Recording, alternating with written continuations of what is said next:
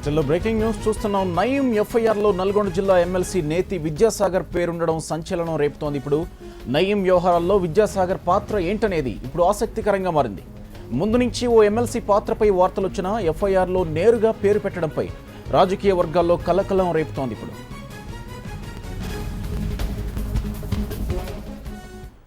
దీనికి సంబంధించిన మరింత సమాచారం మా ప్రతినిధి అశోక్ అందిస్తారు. అశోక్, చెప్పండి. మొదటి నుంచి ఓ ఎమ్మెల్సీ పేరు అయితే వినిపిస్తూ ఉంది.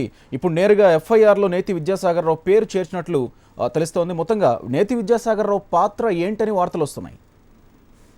గోపి, ఈ నయీం ఎన్కౌంటర్ తర్వాత వచ్చినటువంటి వాస్తవ విషయాలు కనుక చూస్తుంటే తొలిసారిగా రాజకీయ నాయకునికి సంబంధించినటువంటి పేరు నల్గొండ జిల్లా భువనగిరి టౌన్ పిఎస్ లో ప్రస్తుతం ఎఫ్ఐఆర్ అయింది. దీనికి సంబంధించి చూసినట్లయితే ఫిబ్రవరి మార్చి నెలలో అయితే గంప నాగేందర్, రైస్ మిల్లర్స్ అసోసియేషన్ జిల్లా అధ్యక్షునిగా అలాగే రాష్ట్ర స్థాయి నేతగా పనిచేసినటువంటి గంప నాగేందర్ సంబంధించి పార్బాయిల్ రైస్ మిల్ కావచ్చు, అలాగే ఆయన బిజినెస్ లో సంబంధించిన వాటి విషయంలో డబ్బులు డిమాండ్ చేసినటువంటి నేపథ్యంలో నయీం కూడా చాలా స్పష్టంగా కూడా డిమాండ్ చేసినటువంటి నేపథ్యం కనిపించింది. దానికి సంబంధించిన వాయిస్ రికార్డు కూడా వచ్చింది. ఈ నేపథ్యానికి సంబంధించి చూసినట్లయితే ప్రధానంగా గంప నాగేందర్ ఫిర్యాదు చేసినటువంటి అలాగే ఆయన వాయిస్ రికార్డు ఉన్నటువంటి ఆధారాలను బట్టి చూస్తే ఖచ్చితంగా నేతి విద్యాసాగర్ పేరు ఫిర్యాదు చేయడం జరిగింది. ఈ నెల 17న నేతి విద్యాసాగర్ తో పాటు నయీము, పాషం శ్రీను వీరంతా కూడా నన్ను డబ్బులు డిమాండ్ చేశారు, పలానా విషయాలు చేశారని చెప్పేసి స్పష్టంగా గంప నాగేందర్ ఫిర్యాదు చేసినటువంటి నేపథ్యం. దీనికి సంబంధించి పూర్తిస్థాయి విచారణ జరిపిన తర్వాత ఈ రోజు